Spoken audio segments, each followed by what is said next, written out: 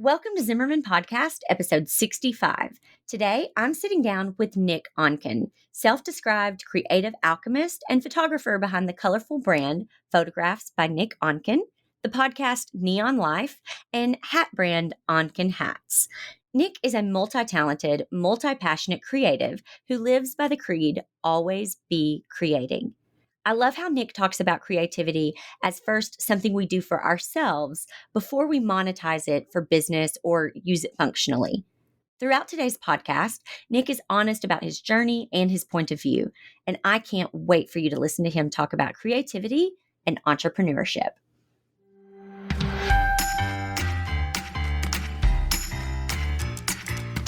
Welcome to the Zimmerman Podcast with your host, CEO, wedding professional, educator, and mom, Jessica Zimmerman. In just 2 years, Jessica went from facing bankruptcy to taking home a six-figure salary. She turned a business-saving $100,000 loan into a $1 million empire. As a creative entrepreneur, a healthy work-life balance seems just as unattainable as a six-figure income. But Jessica Zimmerman is here to show you it's possible. With the right tools and insider tips and some hard work, your craziest dreams can become your daily routine. If you set some boundaries and commit to healthy changes, you can create a business and a life you love. So let's make your business work for you. Nick, thank you so much for being here. Thanks for having me. This is going to be really fun. So, for anyone who doesn't know, can you tell us a little bit about who you are, what you do, and how you got started in photography? Oh, so that's a long question. No, just kidding. We need to know. We need to know some things. It was a dark, rainy day in Seattle back in the day. No, I was born in Seattle, born and raised on the playground in the rain, and I was always a bit creative as a kid. I think I started around middle school drawing Disney characters. I was obsessed with Disney characters and I started drawing them. And that was kind of like my foray into this world. I'd never even thought about becoming a photographer. I never thought I would become, I didn't even know that was a job. Right. I didn't know it was a career. And as I grew, I went through high school and I did AP art, which was advanced placement. So they made us do like a class in every different discipline, from photography to painting to commercial graphic arts and sculpture, stuff like that. And I really started to that was right when tech, like computers started, we had desktop publishing, and that was like at the beginning days. And that's kind of what really got me interested in the idea of combining tech and arts. And so I ended up going to school for graphic design. Went to community college and ended up taking a photography class in community college just as part of the design program. It was a black and white film photography class, and did a lot of stuff in the dark room and different things like that. But again, still never even knew that that was even a career option. I didn't even know it existed. I didn't know you could make money with it. And at that point, I just kept it as a hobby. I would shoot maybe a roll of film in a year, and then I went on the path to become a graphic designer, and I did that. I did freelance graphic design. I worked for a book publishing company for a couple of years designing book covers, and then kind of midway through, a couple of years later, I was freelancing graphic design, and a buddy of mine got back from Africa, and he had an IT company. He's like, "Hey, check it out. I got back from Africa, and I donated my time, and they flew me out there to build this IT network." And I was like, "Man, I wish I could travel and do, and work and have somebody else pay me for it, or pay me to do it." And I was like, "But graphic design, you don't really need to be there." And I was like, "Well, maybe I can do it with photography." So I hit up a nonprofit design client of mine that I had been working with doing design stuff for. And I was like, "Hey, what do you think about the idea of me going to Africa and building you guys a photo library?" They're like, yeah, that sounds great. You guys can pay half the expenses." And they're like, "Oh yeah, that's great. Sounds good. All right, let's set it up." I was like, yeah, let's do this. And no, I didn't. I was just like jumping off the cliff and weaving the parachute as I was falling down.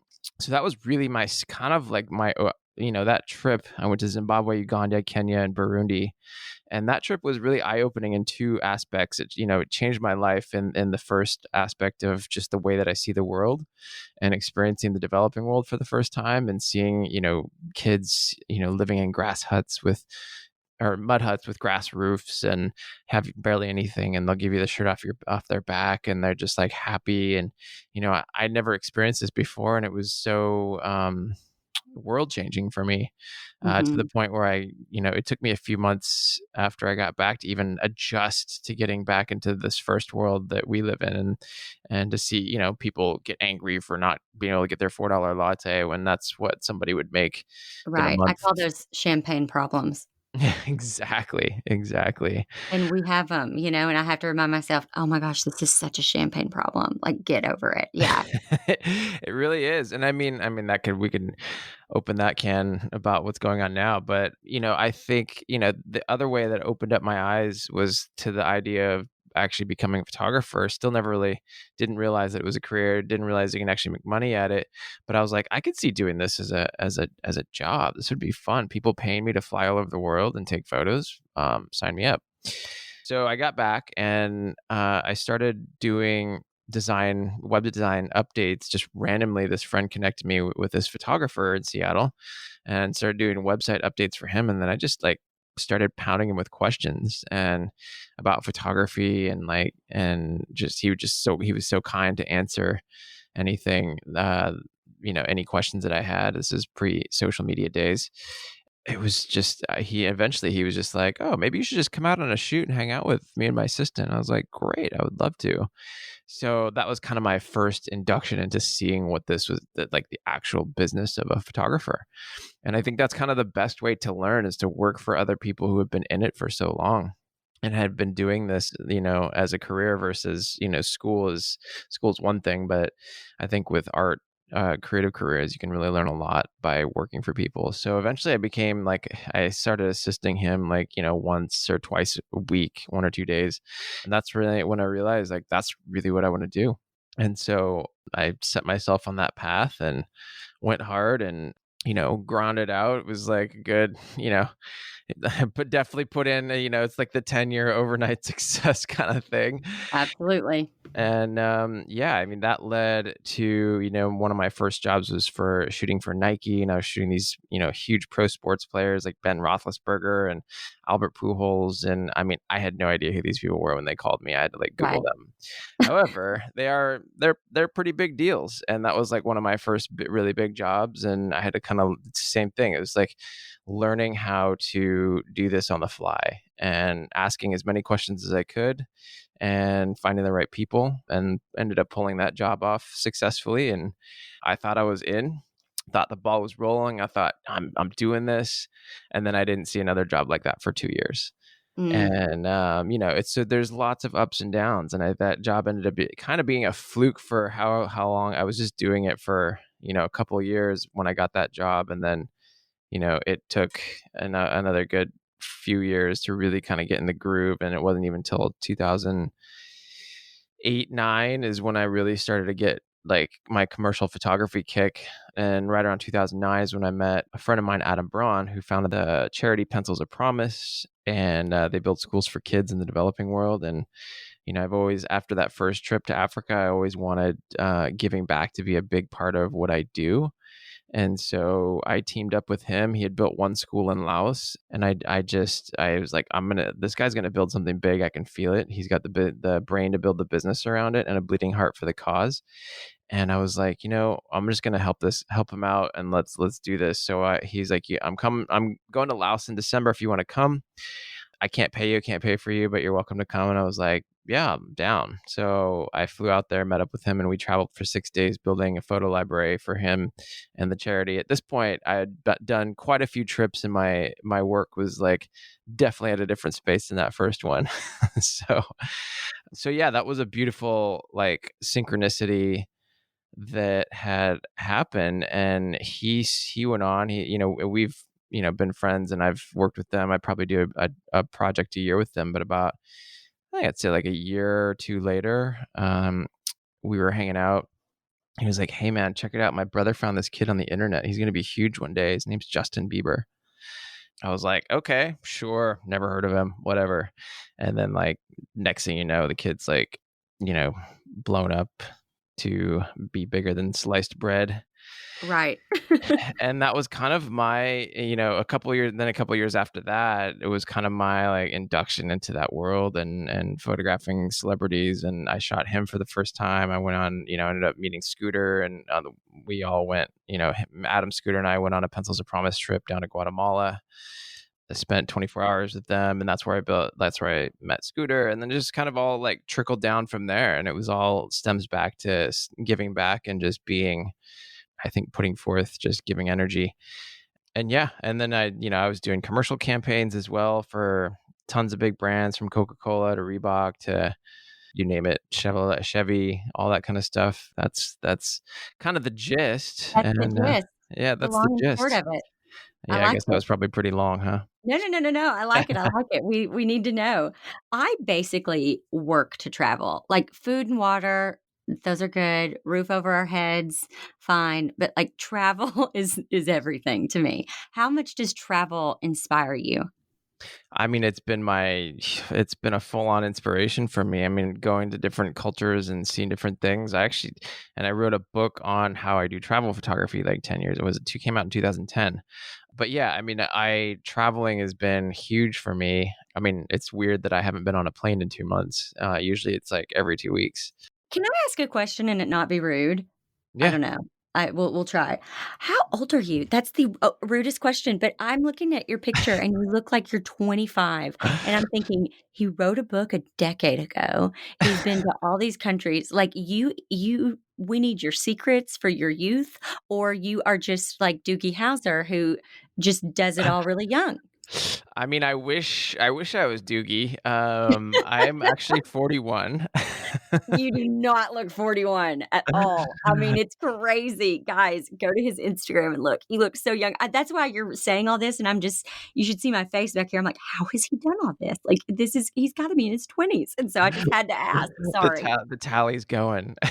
Yes, I was just like, the amount of accomplishments is insane. So, okay, well, that's good because that's a more realistic, goal for people out there. I think it's hard when all these things happen in your 20s because you're like, "Man, what in the world?" But yeah, you've had a little time. We've got a lot more time. Yeah, We're yeah. around the same age, you and I. So, okay, we get this now. Okay, so go ahead, go ahead. Yeah, no, it's definitely a different thing today. I mean, everybody wants everything yesterday, and I think with social media, people think that everything happens overnight, and it doesn't. Yeah. It takes years and years of work, and Yes. then it takes more work, and that's what I'm Yes. realizing now. It's a whole different ball of wax. I've had to pivot and restructure business stuff over the last few years because my whole industry has been disrupted and changed. Right.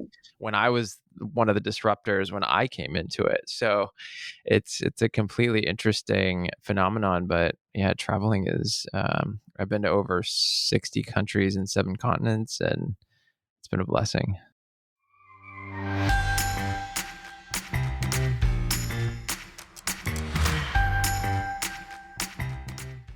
Running a floral business isn't always as pretty as the flowers themselves. I spent more than $100,000 educating myself and figuring out how to make this business work for me and fully support my family of 5. If you're wanting to know how to not only run a profitable business, but also hear all my firsthand experiences of navigating how to deal with difficult brides, make automated systems, create proposals, set boundaries in your work, and book every bride you want, you need to check out Business Behind the Blooms. Go to zimmermanpodcast.com/BBB to get more information. That's zimmermanpodcast.com/BBB.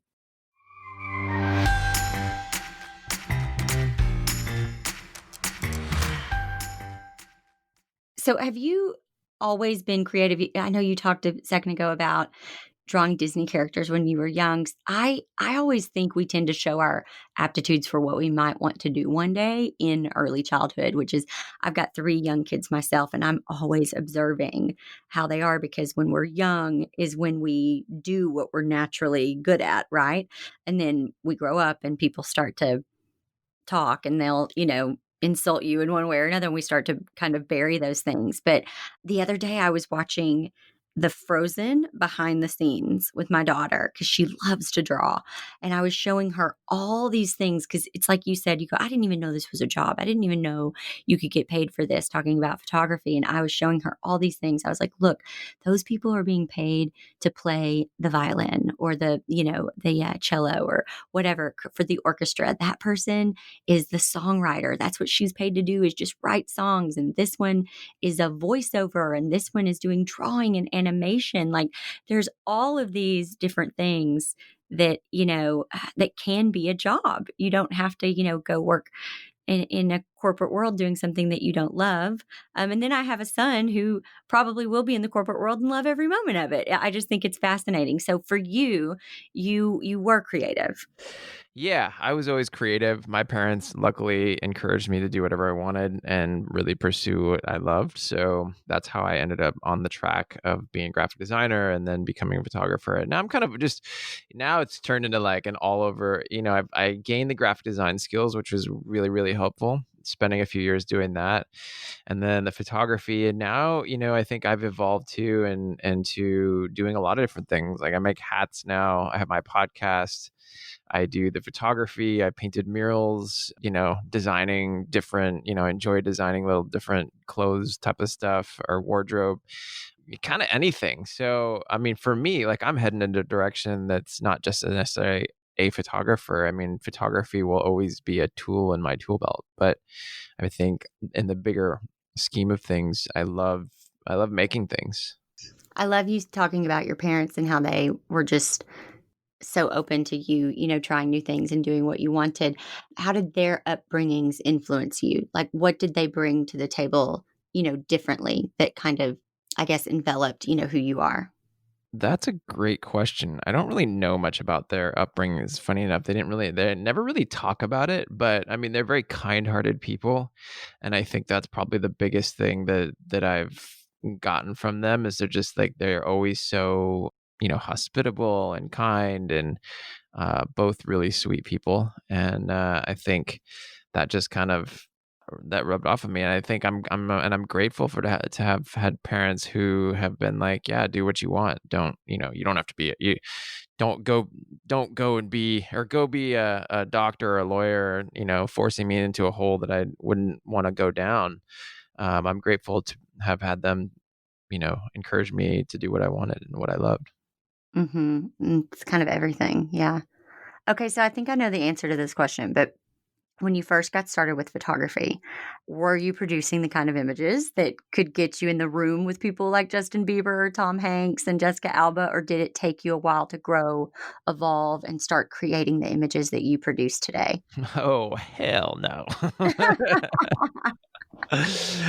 I look at that first trip to Africa and I was like, I got back and was looking at the images and I was like, I thought I was good doing what. Now I look at, there's like 3 okay images that I would probably show somebody as like where I started.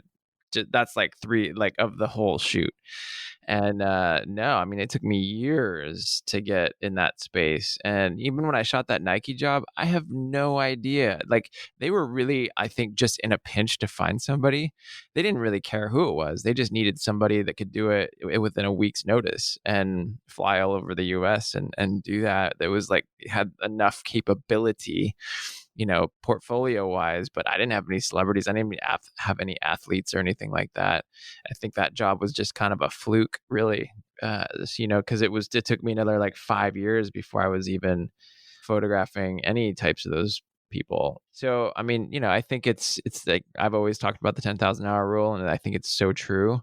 That curve has shortened these days, or it's hockey stick these days, because access to digital like technology and education online is so prevalent. So if you combine the two of those and you find somebody who's really just motivated and hustles, you can learn so fast now.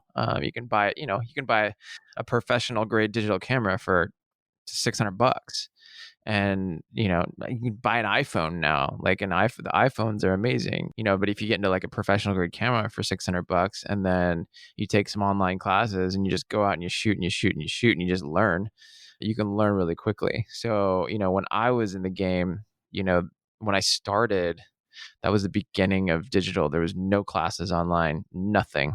I had to like learn all of this myself. And my $1,000 digital camera is like a fraction of an iPhone right now, in terms of like quality. So yes, it does, to get to the space where you're in the room with those people. That's a whole nother story, and that's a lot of connections. But I mean, I know there's tons of kids that are out there shooting for these stars and these celebrities and these influencers. And so a lot of it is building relationships too, as long as you can have the work to back it up. Right. There's still something to the art of a relationship, for sure. Okay, I want to talk to you about how you stay creatively inspired. So, from your colorful photos and thoughtful Instagram captions, it seems like creativity just oozes out of you. Like it's a little enviable how much it looks like it just oozes out of you. So, how do you practically stay tapped into that creative energy? I mean, it's probably all, I'm definitely a creative person, but I definitely have my downtimes. But, it's funny because I'm actually like building my personal brand now around always be creating. And I think that like transcends into so many different categories, not just making art, but creating your life. I mean, it starts with creating your moments. It starts with, creating your art all the time, creating your moments, creating the space for everything that you want, creating, and designing your life the way that you want it to be. So, I think, thinking about things intentionally, setting yourself up to create, like my space in my apartment is all intentionally created to get me inspired and to make me feel like I want to be here and I want to be creating. It's been up and down, hands down, for sure. But I think creativity is a state of mind first before it's actually, implemented into output. And I think that, we always constantly have to be coming from a creative point. If you're the War of Art, it's a great book, but Stephen Pressfield talks about, it was one of the first books I read years ago next to 4 Hour Work Week by Tim Ferriss. So both of those were huge key players. But I think, with Stephen Pressfield, he talks about the resistance, and the resistance is the thing that keeps you on the couch from creating. Whether it's procrastination, it's laziness, it's I'm not good enough, it's the loops that's playing in your head, it's the I'll just do this tomorrow, I'd rather watch a movie. And, when you can start to become aware of that voice in your head, and instead of sitting on the couch and watching a movie, go make something. And I think it starts there. It's pushing past the resistance. And he also talks about turning pro. That's another book of his. And he's like, the pros push past that voice. The pros do what they need to do. They get up, they create no matter what.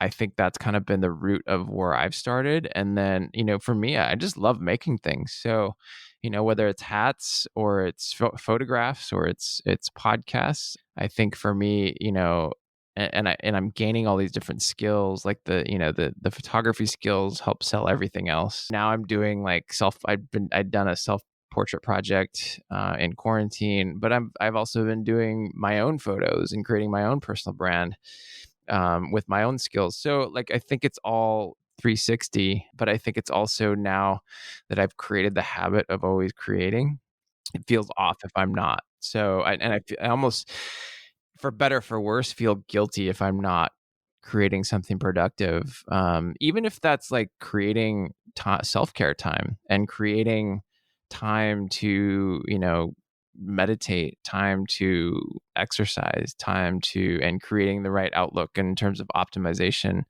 of like eating healthy and taking care of your body, because that all plays into your creativity. Because if you're not eating right, then you don't feel as good, and then you feel lethargic. Then you don't want to create.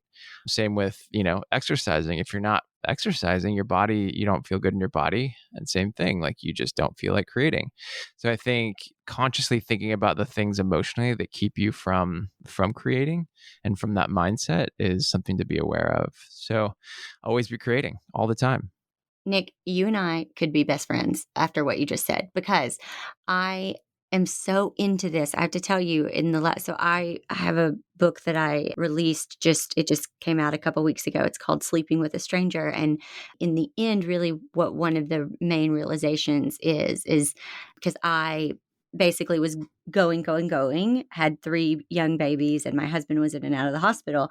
And I just was trying to run this business and get it to a place where it could support us and everything. And I finally, after just like major fatigue, learned over a couple of years how the mind, body, and spirit are all connected, and how the very first thing, today, like that's the most important thing. It's the first thing I do every day, is take care of those 3 things: my mind, my body, and my spirit.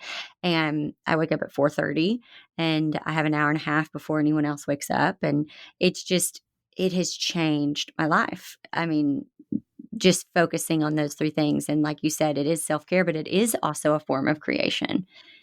Yeah, So absolutely. it's very powerful. And I saw on your Instagram, and I was a bit fascinated. I think it was a credenza or something, and you had your incense and your crystals and everything. And I was like, oh my gosh, I want to know.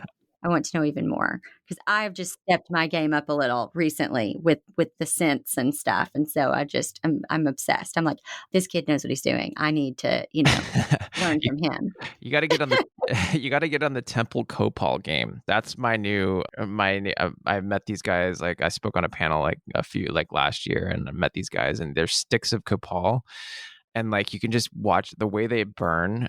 They're just amazing. It smells really good. It cleans the energy, cleans the air, and the way they burn, you can just watch them for hours. It's mesmerizing.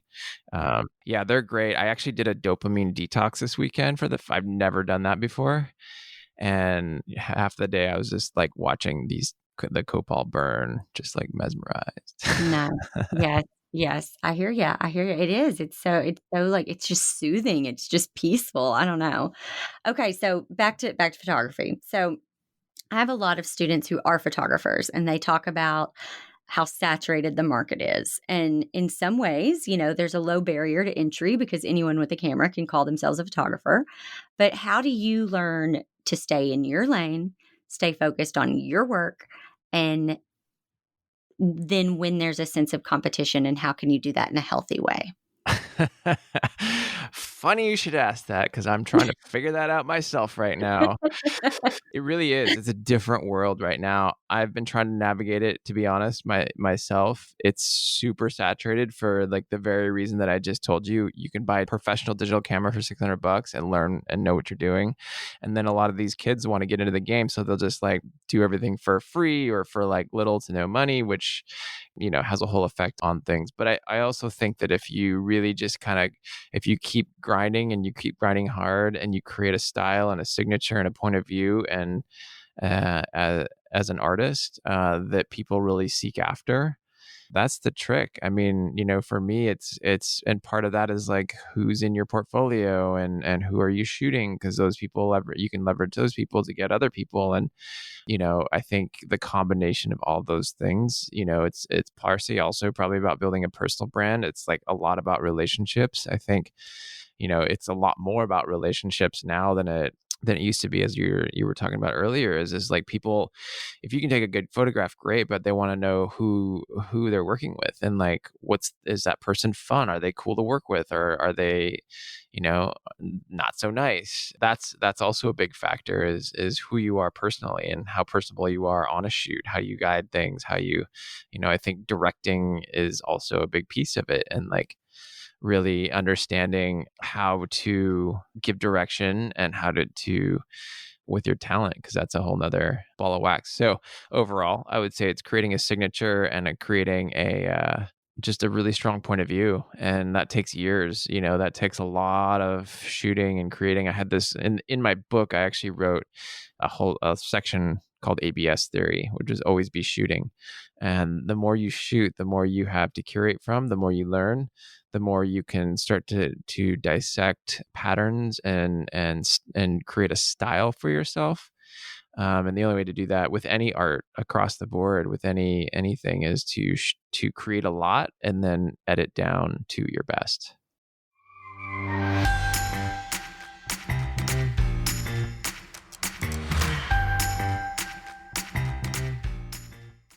Sleeping with a Stranger is officially available everywhere books are sold in hardcover, paperback, ebook, and audiobook. Since the book's launch, I've been amazed by how it's been received. From being named a bestseller by USA Today, The Wall Street Journal, Amazon, and Barnes & Noble, to incredibly personal and touching reviews from my amazing readers. It's been such a wild journey. Here's one of my favorite reviews. I love the honesty of this book. It is real and raw and doesn't hold back, and that is why it is so mesmerizing. I could relate on so many levels, and I know it must have been so hard to write about many of these very personal and taboo topics. I couldn't put the book down. It was such an easy and enlightening read. I highly recommend this to anyone who is soul searching or just looking for some perspective. Truth is better than fiction. I can't wait to share this story with you. To get your copy, go to jessicazimmerman.com today or wherever books are sold. And to make sure you get all my upcoming book tour updates, join the newsletter list now.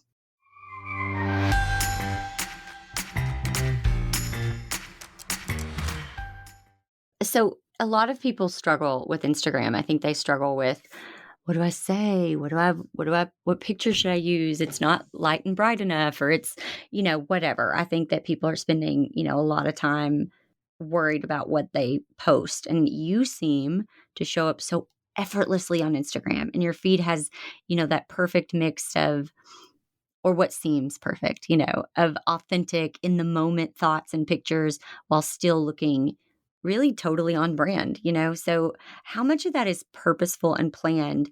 And how do you identify your own personal message, turn that into a brand voice, and keep the two separate but still intertwined? So basically, how do you fully embody your brand while still keeping your personal identity separate from your brand identity? Yeah, I mean, I think the first thing is think about who you are as a person and what do you bring to the table? Like what what attributes, who are you as a person? Then you take that to Instagram first. But I think, I think it's really about the idea of living your Instagram, right? In the sense of what you put on Instagram should be congruent with who you are in real life. And, because who wants to meet, we've all met people who we like seen on Instagram, and then you meet them and you're like, wait, are you the same person? And why would we it's the same with like dating apps and things like that, where you see somebody and you like somebody puts a whole different foot forward. Maybe that's called catfishing, but they're not congruent with who you met and like who you meet in person. And I think if you can start out, for me, I think it's a space of just being and like translating that photographically, which is kind of what I do when I build personal brands as a photographer. I really help take people who they are and then translate that visually and tell those stories. So it feels very congruent from who they are to what they post and what they put on their websites and different things like that. So everything that we shoot and we create, it tells their story. So I do that with myself. Everything that I take a photo of, it's like it has some sort of congruency authentically to who I am. I mean, I love hats. I'm inspired by style and how I dress. Like I'm dressed styled up and I'm just sitting in my living room by myself right now, wearing sweats and of course. But like that stuff inspires me. So that's who I am normally by myself in quarantine. I love hats. So that's a part of who I am. So I capture all of that stuff photographically and tell that story. And even when I've been thinking about when I'm creating, say, like the self-portrait quarantine project I was doing, was like, what would I just normally do? How can I create like photographic concepts around what I normally do in my house, during quarantine, which is just pretty much like any other day that I'm home, and tell that story, right? So I create those photographs, and then when I post it, I like to write captions that tie into that photograph So like I did one on, fitness. I shot a photo of myself working out in my space, and I talked about how fitness was important to just like creativity and all that stuff, and wrote a whole caption around that. So I think it's kind of a little bit of both. It's like there's a whole I think there's a whole hashtag or Instagram account called Girls with Irrelevant Captions, and it's it's amazing if you haven't seen it. That and Influencers in the Wild, completely amazing account. I mean, Oh my it's so gosh. funny. That sounds hilarious. I But get it. yeah, it is. It's like girls, like they'll post a photo of themselves in a bikini looking all hot, and then the captions like, yeah, I just I'm like, I just want to like help people, enlighten. It's like so irrelevant to what You're the like, actual what are photo you is. doing? Oh, Yeah. yeah. So let's take that as an example of like, be congruent with the photo that you're posting. Like, talk about what's in the photo, how, like, figure out some way to like correlate the photo with actually what you're trying to say and tell that story. And that's, I think, where the voice starts to come through, and where the congruency starts to come through, and where the authenticity starts to come through, is when you can keep that through line, keep the DNA, keep the story, from who you are sitting in your apartment to what you're projecting out into the world. And especially if you want to become a brand, an influencer, or a personal brand, or a thought leader, all that stuff has to be really congruent. Oh, so good. So good. I mean, I'm sitting here like as you're talking, I'm looking and I'm agreeing with you on everything that you're doing, and it just all looks so good. You've inspired me. So I was supposed to have this remote TV interview, and it got canceled because I'm going to end up going out there live in a few weeks because they're opening, thankfully, after the whole COVID thing. They're going to be opening the studios again soon. But anyway, I had it all set up to do it remotely. So I had the white background and the lighting and stuff, and it's still just sitting here. And I'm like, after I get off of this interview, I should go just do a self-portrait. I should create something. Like I don't know. You're so inspiring. It's crazy. Well, I thank you. love it. Thank you. Because I'm like, what do I have this for anymore? I mean, I just need to put it down or something. Anyway, okay, so that's what I'll do. Okay, this is the last question. So Nick, I ask everyone this question because I think it's fun. If you had Oprah's money, so billions of dollars, and you had to spend it on something totally selfish for yourself, what would you buy? I would just fund and amplify everything that I'm doing now. Yeah, totally. Which is I mean, awesome. yeah, Because it shows that you're exactly where you're supposed to be and doing exactly what you want. yeah, exactly. Like, I would hire a team and business to amplify it, and then I just make stuff, so I don't have to worry about making money while I'm trying to make stuff. That's Exactly. a whole other ball game. Oh, that's so cool. I love that answer. Isn't it though? It really is. It is another ball game. Okay, so this has been awesome. Tell everybody where we can find you. You know, at Nick Onken on Instagram is probably the like best place. You can get to the hats, you can get to the podcasts, the photographs, all that stuff. I'm working on new nickonken.com, which will be coming at some point in the next near future. Good deal. I'm excited. Thank you. This has been so fun to learn about you, and I hope that everyone has been inspired because I know I certainly have. This is great. Absolutely. Thank you so much. You're welcome. Thank you.